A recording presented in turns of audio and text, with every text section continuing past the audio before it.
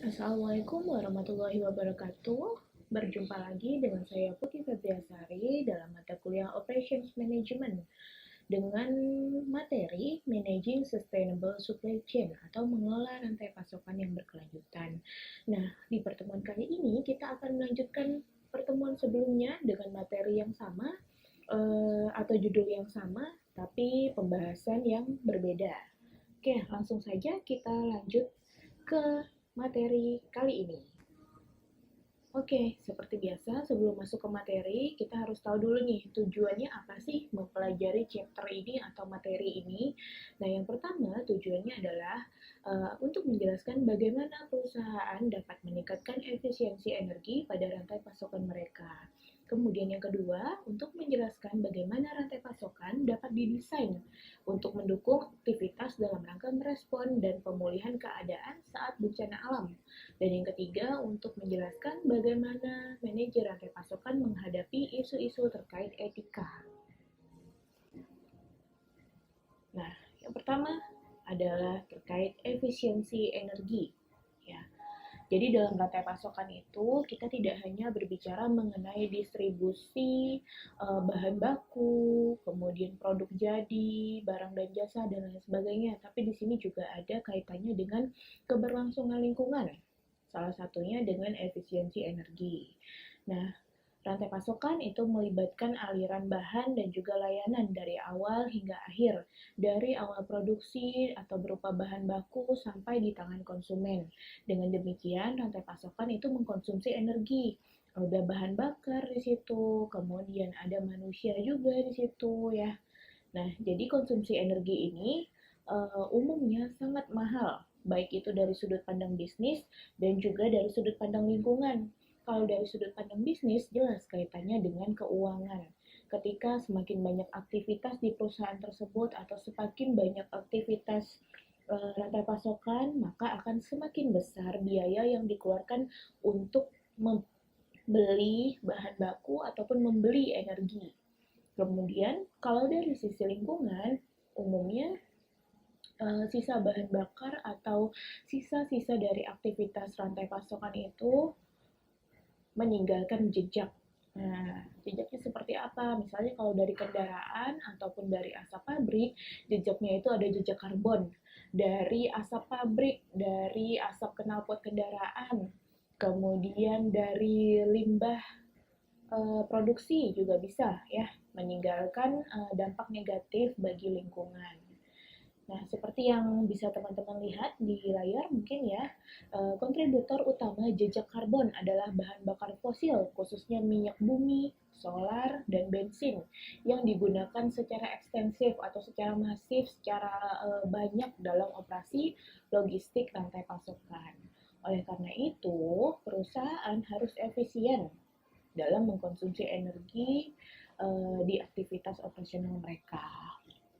Nah, pada bagian ini kita akan membahas 4 aspek nih yang dapat digunakan manajer rantai pasokan untuk meningkatkan efisiensi energi dalam proses operasi mereka, yaitu ada jarak transportasi, kemudian kepadatan angkutan, moda transportasi, dan juga teknologi transportasi. Oke, kita langsung saja ke yang pertama ya, ke jarak transportasi. Nah, bisa teman-teman lihat juga di layar. Di sini dijelaskan bahwa manajer rantai pasokan itu dapat mengurangi jumlah energi yang dikonsumsi. Dengan cara apa? Dengan cara mengurangi jarak yang ditempuh. Nah, jarak tempuh inilah yang pada akhirnya atau pada era sekarang-sekarang ini membuat perusahaan itu mendirikan aktivitas operasional mereka dalam satu komplek. Kalau dulu nih misalnya kita pabrik Indomie ya. Pabrik Indomie kalau dulu si Indofood ini hanya fokus memproduksi Indomie atau mie instannya saja. Sementara bahan baku berupa tepung, telur, dan lain-lain itu mereka masih mengambil dari perusahaan lain di luar perusahaan dan juga di luar anak perusahaan dari PT Indofood. Tapi sekarang mereka memproduksi mie instan itu semuanya sudah terpusat. Tepungnya dari Bogasari, Bogasari itu anak perusahaannya Indofood, kemudian telurnya diambil dari peternak yang berlokasi di sekitar wilayah pabrik mereka. Jadi tidak jauh-jauh lagi. Nah, selain itu, selain contohnya Indomie, ada juga pabrik susu, susu dan keju. Nah, sekarang tuh rata-rata kalau untuk pabrik susu, mereka itu sekaligus dengan peternakannya. Jadi tidak ada pengangkutan lagi, tidak lagi misalnya susu diperas di peternakan mana, kemudian baru dibawa ke pabrik. Nah, tapi kalau sekarang pabrik itulah juga berfungsi sebagai peternakan. Nah, disinilah peran atau jarak transportasi terkait rantai pasokan itu sudah jauh berkurang. Tuh. Nah, seperti bisa teman-teman lihat di layar, bahwa ada dua cara untuk mengurangi jarak transportasi. Yang pertama dengan melibatkan desain rantai pasokan itu sendiri dengan cara menempatkan fasilitas layanan atau pabrik di dekat populasi pelanggan untuk mengurangi jarak yang diperlukan ketika harus menjual produk tersebut. Nah, kalau tadi contohnya Indomie dan susu itu kaitannya dengan kedekatan antara pabrik dengan sumber dayanya atau dengan bahan bakunya, sekarang kita membahas dari pabrik ke konsumen, gitu ya. Gimana caranya pabrik itu bisa sedekat mungkin dengan konsumen, tidak terlalu jauh distribusinya. Kan kalau dulu mungkin kita-kita yang tinggal di Kalimantan ini agak kesulitan untuk memperoleh produk tertentu yang memang hanya bisa didapatkan di wilayah Jawa. Tapi kalau sekarang perusahaan-perusahaan besar di Jawa pun sudah mulai membuka cabangnya atau anak perusahaannya di Kalimantan, sehingga orang-orang yang tinggal di Kalimantan kalau perlu sesuatu tidak harus menunggu lama lagi, ongkos kirimnya tidak terlalu mahal lagi, kemudian waktu tunggunya juga tidak terlalu lama lagi, seperti itu. Nah, itu yang pertama. Kemudian yang kedua, perusahaan dapat memilih pemasok yang dekat. Nah, seperti yang tadi saya katakan, pemasok yang dekat ini terkait misalnya kalau pabrik Indomie, ya mereka bisa memproduksi sendiri tepungnya, kemudian mengambil telur atau mendapat pasokan telur dari warga sekitar yang memang punya peternakan, kurang lebih seperti itu. Nah, tentu saja pemasok ini harus memenuhi kualitas dan kebutuhan yang sesuai dengan apa yang telah ditetapkan oleh perusahaan. Pada intinya jarak transportasi ini mendekatkan diri dengan konsumen dan juga mendekatkan diri dengan pemasok bahan baku sehingga tidak banyak waktu terbuang untuk proses pengangkutan dan juga tidak banyak energi terbuang untuk bolak-balik ya. Seperti itu. Kemudian yang kedua adalah perencanaan rute. Nah, perencanaan rute ini kalau misalnya lokasinya sudah ada dalam satu kota gitu atau satu wilayah. Nah, kira-kira kalau dari Pontianak nih, dari kota Pontianak mau ke pabrik Indofood yang di Wajo gitu ya. Nah, itu kan kita bisa lewat jembatan jembatan Kapuas ataupun bisa lewat kapal feri untuk menyeberang ke Wajo. Nah, kira-kira nih lebih efisien yang mana nih rutenya? Kita lewat jembatan kah atau kita lewat feri penyeberangan? Seperti itu. Pada intinya seperti itu ya untuk perencanaan rute ya. Kalau ada beberapa pilihan alternatif rute, kira-kira rute yang mana nih yang lebih efektif dan lebih efisien baik dari segi jarak maupun dari segi waktu dan juga energi yang dikeluarkan. Oke, contohnya seperti ini. Berdasarkan gambar berikut, ada berapa rute yang berbeda nih kira-kira? Nah, dari rute-rute yang ada, berdasarkan gambar ini, bisa kita hitung kira-kira yang mana yang paling efektif dan efisien. Kalau dilihat sekilas nih kan sama aja nih kelihatannya, karena gambarnya segitiga sama sisi ya, kanan kirinya sama, tapi di sana ada tulisan terkait jaraknya. Ada jarak yang berbeda antara central hub ke titik A, kemudian ke titik C, balik lagi ke central hub, dan lain sebagainya. Nah, coba kita lihat contohnya seperti apa. Nah, akan tetapi, berdasarkan gambar tersebut, ternyata terdapat 3 jarak total yang berbeda. Oke, kita bahas dulu. Berdasarkan gambar berikut, kira-kira ada berapa rute yang berbeda? Karena kita berurusan dengan jarak mengemudi antar kota dan tidak ada kondisi khusus ya, misalnya penutupan jalan atau jalan rusak, longsor, dan lain sebagainya.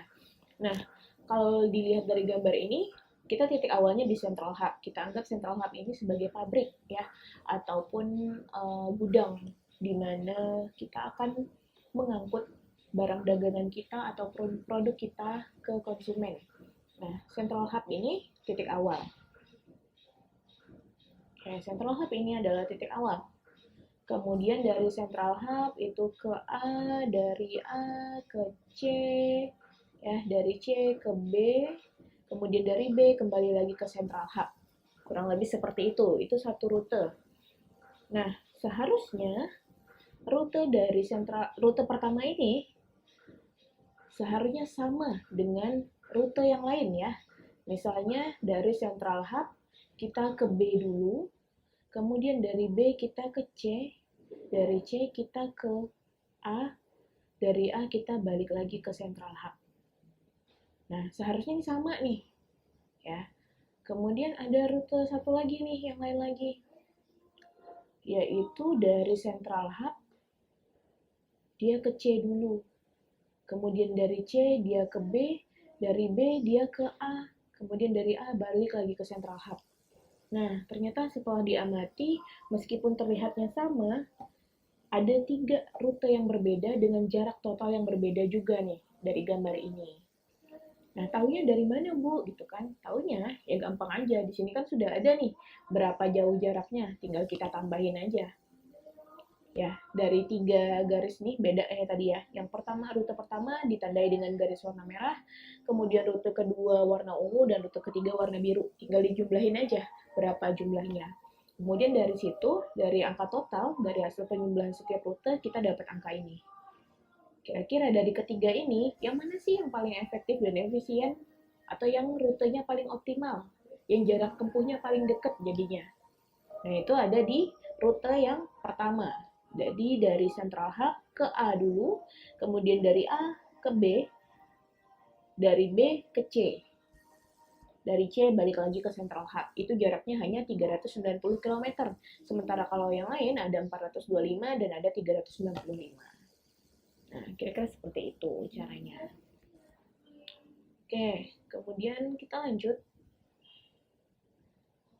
Setelah itu ada kepadatan barang. Nah, selain tadi kaitannya dengan efisiensi energi itu, kemudian dari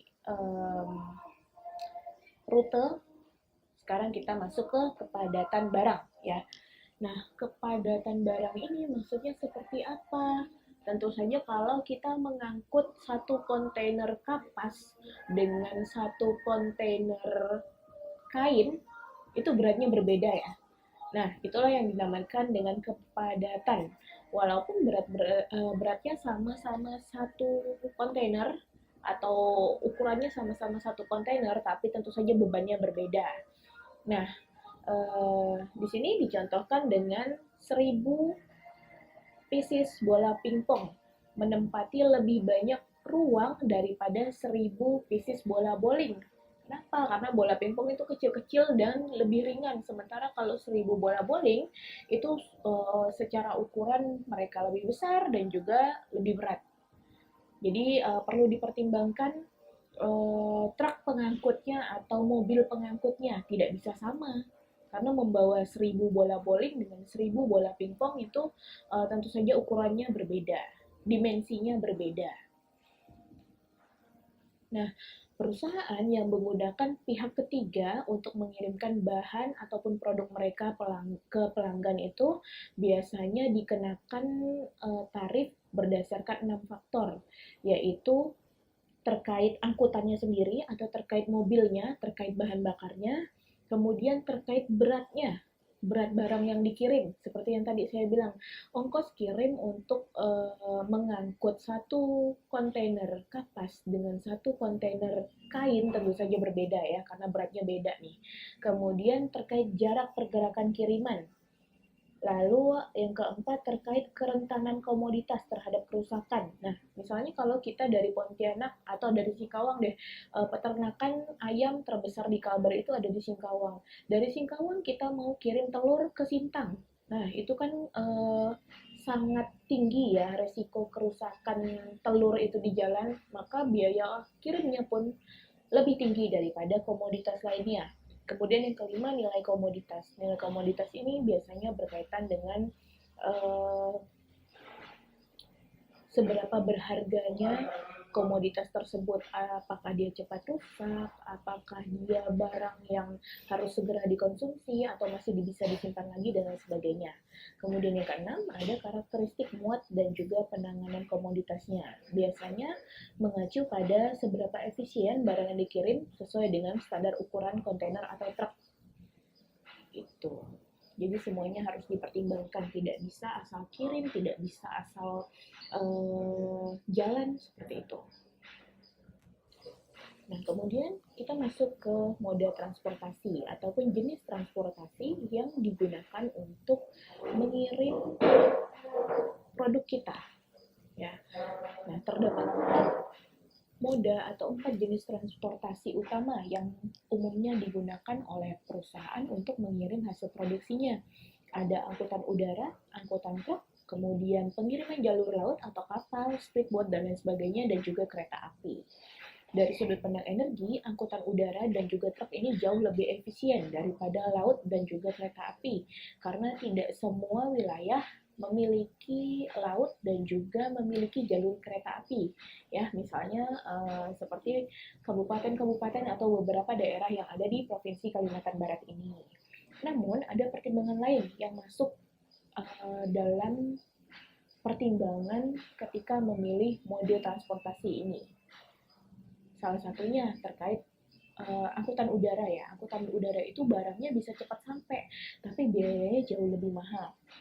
Seperti itu. Tapi kalau pakai jalan darat ada risiko barangnya keburu rusak di jalan nih. Ya, seperti beberapa komoditas seperti sayuran, kemudian telur dan lain sebagainya yang risikonya tinggi. Jadi mau tidak mau, suka tidak suka, ya walaupun mahal tetap harus dikirim menggunakan angkutan udara. Kemudian kalau truk ini yang paling fleksibel karena dapat sampai ke tujuan ke pelosok-pelosok yang tidak mungkin dijangkau oleh angkutan udara.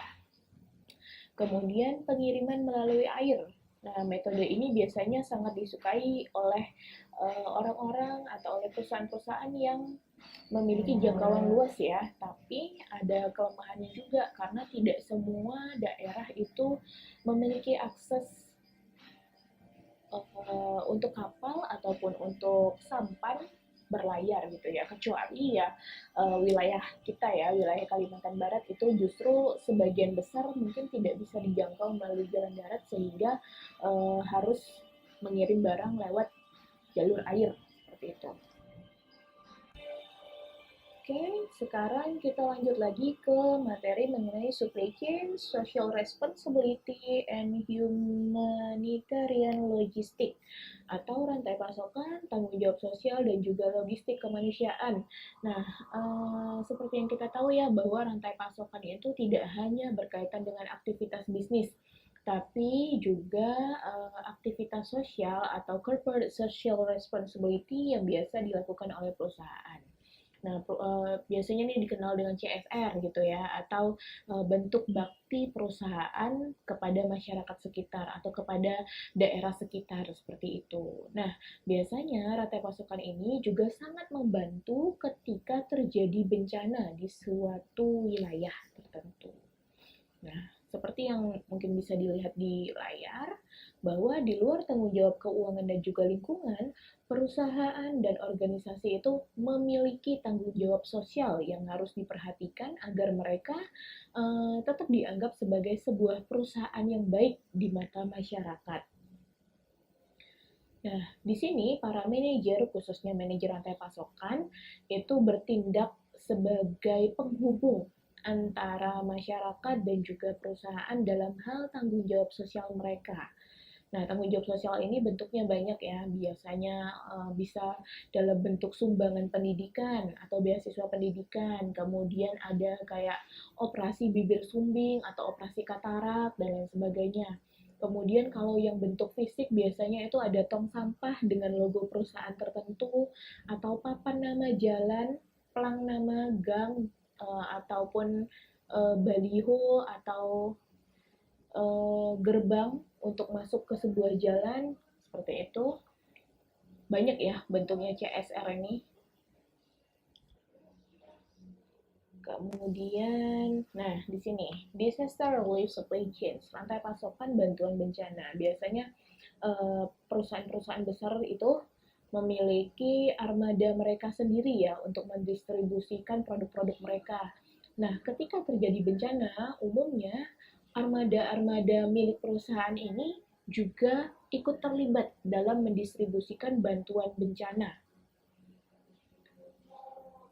Karena apa? Karena biasanya armada-armada ini memang adalah armada yang dipersiapkan untuk masuk ke wilayah-wilayah yang sulit dijangkau oleh kendaraan lain. Jadi memang sudah tahan banting gitu ya kalau harus masuk ke daerah bencana. Jadi biasanya memang para perusahaan ini menurunkan armada-armada supply chain mereka atau armada-armada rantai pasokan mereka untuk membantu mendistribusikan bantuan bencana.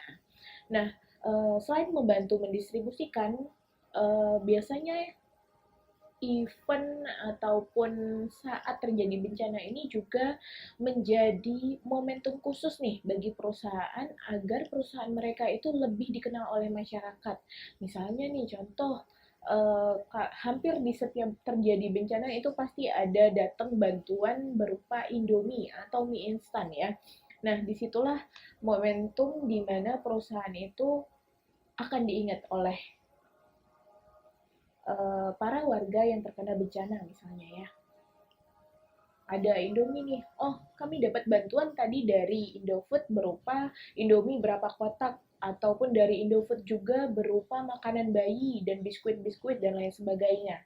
Nah, hal-hal seperti itu selain memang untuk membantu masyarakat yang terkena bencana, itu juga menjadi momen khusus bagi perusahaan untuk lebih mendekatkan diri dengan masyarakat, untuk meningkatkan citra perusahaan di mata masyarakat, seperti itu. Jadi tidak hanya membantu, tapi juga bisa sebagai ajang promosi. Ya, tidak jarang ya mungkin kita melihat hal yang seperti itu, bahkan bukan hanya perusahaan saja, biasanya pun dari instansi pemerintah ada yang seperti itu. Di setiap kali memberikan bantuan, di sanalah ada poster ataupun ada spanduk bahwa bantuan diberikan oleh kementerian apa, oleh instansi apa, oleh dinas apa, seperti itu. Kemudian untuk memberikan bantuan kepada para warga yang terkena bencana itu biasanya ada persiapan, ada respon, dan juga ada recovery. Ini mungkin bisa teman-teman baca juga di slide-nya ya nanti ya. Oke. Kita lanjut ke role of supply chain management, peranan dari manajemen rantai pasokan. Nah, selain berperan bagi si internal perusahaan, seperti yang tadi sudah disampaikan bahwa rantai pasokan perusahaan itu juga berperan pada distribusi bantuan ke lokasi bencana. Nah, dalam mendistribusikan bantuan tersebut, manajer rantai pasokan itu dapat melakukan hal-hal berikut. Yang pertama, menghubungi kantor pusat bantuan bencana, ya, agar bantuan tersebut bisa sampai kepada orang-orang yang memang membutuhkan dan juga tepat sasaran. Kemudian dalam operasi bantuan bencana, pemasok atau perusahaan harus memahami bahwa morfologi rantai pasokan berubah seiring waktu.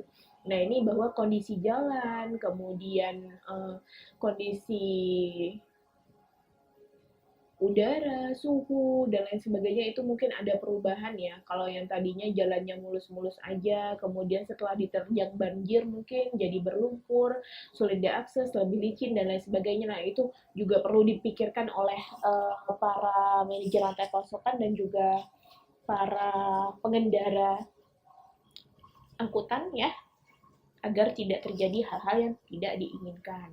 Kemudian siklus hidup rantai pasokan bantuan bencana ini ada 5 tahap, yaitu penilaian kebutuhan. Apa sih yang dibutuhkan oleh para warga yang terkena bencana? Kemudian pengembangan rantai pasokan awal untuk fleksibilitas. Nah, tidak boleh kaku nih di sini. Jadi kalau tadinya jalanan mulus-mulus aja, kita juga harus mempertimbangkan apakah jalannya bisa dilalui, apakah bahan bakarnya cukup, apakah tenaganya atau supirnya itu cukup profesional untuk dapat menjangkau wilayah tersebut dan lain sebagainya. Kemudian yang ketiga, distribusi rantai pasokan yang cepat ke wilayah yang terkena bencana berdasarkan kebutuhan yang diperkirakan. Jadi setelah kita identifikasi mereka butuhnya apa, kemudian identifikasi aksesnya bagaimana, terus kita harus mikirin nih, gimana caranya untuk sampai ke wilayah tersebut dengan segera, dengan tepat waktu, agar misalnya warganya tidak kelaparan, atau agar mereka tidak kedinginan nih menunggu selimut dan juga baju yang baru datang. Seperti itu. Kemudian yang keempat, peningkatan struktur rantai pasokan seiring berjalannya waktu, di mana pasokan tiba dengan jadwal tetap atau berdasarkan permintaan. Gimana caranya nih? Seperti tadi yang sudah disampaikan, apakah jalannya mudah diakses, apakah supirnya itu profesional dan bisa bawa kendaraan di medan yang sulit, dan lain sebagainya. Kemudian yang kelima, pembongkaran atau penyerahan rantai pasokan ke lembaga lokal. Nah, setelah sampai di lokasi, harus diserahkan kepada siapa, harus didistribusikan dengan cara apa. Nah, itu juga perlu dipertimbangkan ketika sebuah perusahaan membantu mendistribusikan barang-barang di lokasi bencana. Kemudian kita lanjut ke supply chain etik atau etika dalam rantai pasokan. Nah, semua ada etikanya ya. Jadi sebuah perusahaan itu beroperasi bukan asal beroperasi saja, tapi semua ada aturannya, ada etikanya. Berdasarkan keterkaitan mereka dengan perusahaan lain dan juga interaksi dengan manusia, seringkali masalah-masalah etika itu muncul. Nah, di bagian ini kita akan membahas beberapa masalah etika yang sering muncul di perusahaan. Nih, yang pertama antara pembeli dan juga pemasok. Ketika masalah etika muncul, pembeli atau pelanggan sering menyalahkan perusahaan yang menjual layanan atau produk. Padahal sebenarnya itu bukan 100% kesalahan perusahaan. Nah, memilih pemasok yang mematuhi kode etik merupakan aspek penting dalam merancang rantai pasokan. Biasanya itu harus sesuai dengan berbagai standar, salah satunya SA 8000 tahun 2008 nih, terkait banyak dimensi nih, ya, terkait pekerjaan, kerja paksa, kesehatan dan keselamatan, dan lain sebagainya. Bisa teman-teman cek di slide yang ada di video ini. Kemudian kita lanjut ke materi selanjutnya. Selain mengidentifikasi pemasok dengan praktik kerja yang etis, perusahaan juga harus memilih pemasok secara adil ya. Jadi tidak boleh memihak pada sisi tertentu. Tidak boleh ada perlakuan istimewa karena adanya persahabatan, ikatan keluarga, ataupun investasi terkait pemasok tersebut. Nah, selain itu, terdapat juga beberapa aktivitas tidak etis lainnya, termasuk mengungkapkan nilai penawaran kepada pemasok yang lain. Jadi kalau ada beberapa pemasok nih, kita tidak boleh membocorkan. Ya, mungkin rekan-rekan di sini selain yang kelas pagi ya, mungkin rekan-rekan yang sudah bekerja, yang kelas sore ataupun kelas daerah nih lebih paham nih terkait penawaran dan juga negosiasi-negosiasi ketika kita akan mengadakan sebuah proyek atau tender gitu ya. Jadi kita kan dilarang untuk membocorkan rahasia antar satu perusahaan kepada perusahaan yang lain. Kemudian yang kedua ada membuat pengaturan timbal balik ya. Kalau misalnya kita menangkan perusahaan A, nanti perusahaan A harus memberi kita apa? Tidak boleh seperti itu. Walaupun mungkin ya pada kenyataannya masih banyak praktek-praktek seperti itu ya, dan tidak jarang lagi kita temukan ya. Kalau misalnya ada proyek, khususnya proyek konstruksi ya, kalau kita menangkan perusahaan A, maka nanti perusahaan tersebut akan atau wajib memberikan imbalan kepada orang yang memenangkan mereka. Kemudian yang ketiga ada membesar-besarkan situasi untuk mendapatkan penawaran yang lebih tinggi alias lebay gitu ya. Misalnya kita mau pengadaan laptop nih, padahal butuhnya laptop yang spesifikasinya standar saja, tapi di dalam pengajuan ataupun di dalam RAB sengaja ditinggikan spesifikasinya agar tawaran yang diberikan oleh perusahaan kontraktornya jauh lebih tinggi. Kemudian yang keempat ada menggunakan sumber daya perusahaan untuk keuntungan pribadi. Ya, tidak boleh. Namun, ya lagi-lagi kita hidup di negara ini, aktivitas-aktivitas seperti ini tidak jarang kita temui di kehidupan kita sehari-hari. Tapi perlu diingat, itu melanggar etika dan juga norma-norma perusahaan. Oke, kita lanjut lagi ke lokasi fasilitas. Ini balik lagi ke materi yang di awal ya, kembali lagi ke penjelasan yang awal tadi bahwa semakin dekat lokasi dan juga fasilitas-fasilitas pabrik itu maka akan semakin efisien pendanaan dan juga energi yang digunakan oleh perusahaan dalam memproduksi produk dan jasa. Kemudian penempatan lokasi ini harus memperhitungkan banyak hal ya, terkait etika, terkait lingkungan, dan lain sebagainya. Iya. Pembangunan dan pengoperasian fasilitas baru dapat mempengaruhi lingkungan alam dengan mengganggu ekosistem, terutama melalui perusakan habitat dan juga peningkatan polusi udara, air, serta suara. Ya mungkin rekan-rekan yang tinggal di dekat pabrik ya di daerah Siantan itu kan ada polusi suara, ada polusi udara ya, polusi udaranya udara di sekitar pabrik jadi bau karet, kemudian kalau polusi suara itu ada getaran dari mesin pabrik yang mungkin membuat rumah juga bergetar. Ya, jadi itu perlu dipertimbangkan apakah mengganggu aktivitas masyarakat sekitar atau tidak. Kemudian ada pengelolaan persediaan.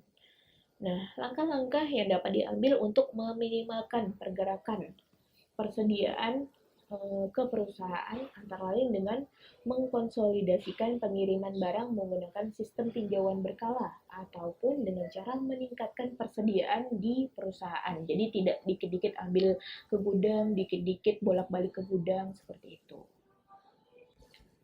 Oke, kemudian managing sustainable supply chain, mengelola rantai pasokan berkelanjutan.